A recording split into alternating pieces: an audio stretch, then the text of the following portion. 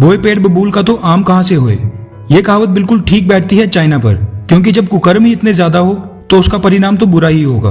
भारतीय सरकार जितनी तेजी से चाइना पर कड़ी कार्रवाई करते हुए एक के बाद एक ताबड़तोड़ फैसले ले रही है, उससे तो ऐसा लगता है कि चाइनीज कंपनियां अपनी कम्युनिस्ट सरकार की गलतियों का खामियाजा भुगत रही हैं। बॉर्डर पर चल रही सीमा विवाद के बीच मोदी सरकार ने चाइना को घुटनों पर लाकर खड़ा कर दिया है, जिसके बाद चाइनीज मीडिया भारत से गुहार लगा रही है कि वो भारत के साथ मिलकर आर्थिक विकास करना चाहते हैं। लेकिन चाइना की कथनी और करनी में हमेशा से बहुत बड़ा अंतर रहा है। जहां वो एक तरफ भारत से संबंध मजबूत करने की बात करता आया है, तो वहीं दूसरी तरफ वो पाकिस्तान को कई आधुनिक हथियार बेचता आया है। अब की बार चाइना को सबक सिखाने का जिम्मा खुद कैट यानी confederation of all India traders संगठन ने ले लिया है।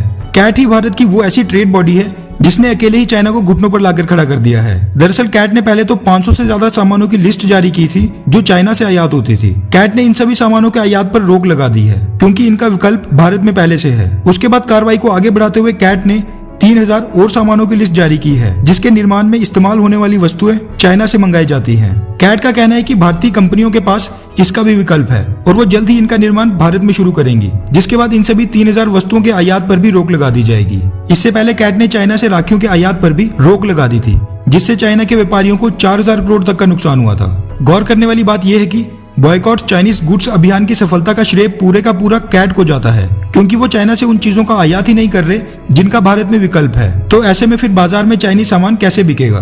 नरेंद्र मोदी सरकार भी कैट का इस मुद्दे पर पूरा साथ दे रही है, क्योंकि इससे सरकार के मेक इन इंडिया और आत्मनिर्भर अभियान को भी बढ़ावा मिल रहा है। वहीं भारत सरकार यहाँ तक नहीं रुकी और उसने 44 वंदे भारत एक्सप्रेस ट्रेन को बनाने के लिए चाइनीज कंपनी को मिले टेंडर को भी कैंसिल कर दिया, जिसके बाद से ये चाइनीज मीडिया की चर्चा का विषय बन चुका है। चाइनीज सरकार के मुखपत्र चाइनीज डेली और ग्लोबल टाइम्स की वेबसाइट पर आर्टिकल छापे गए हैं कि भारत चाइनीज कंपनियों और एप्स का बहिष्कार करके अपना ही नुकसान करवा रहा है, क्योंकि चाइना भारत में वर्ल्ड क्लास इंफ्रास्ट्रक्चर बनाकर भारत की ही मदद करना चाहता है। इस आर्टिकल में यह भी कहा गया है कि भारतीय रेलवे के इंफ्रास्ट्रक्चर में भी चाइना भारत की मदद करना चाहता है। चाइनीज मीडिया की बौखलाहट को देखकर यह साफ अंदाजा लगाया जा सकता है कि बॉयकॉट चाइनीज गुड्स अभियान से चाइना को बड़ा ही ज्यादा नुकसान उठाना पड़ रहा है। ऐसे में हमारी भी आपसे अपील है कि जिस तरह भारतीय सेना बॉर्डर पर चाइनीज सेना का मुकाबला कर रही है, उसी तरह आप भी चाइनीज सामान का बहिष्कार करें और आत्मनिर्भर अभियान में अपना सहयोग दें।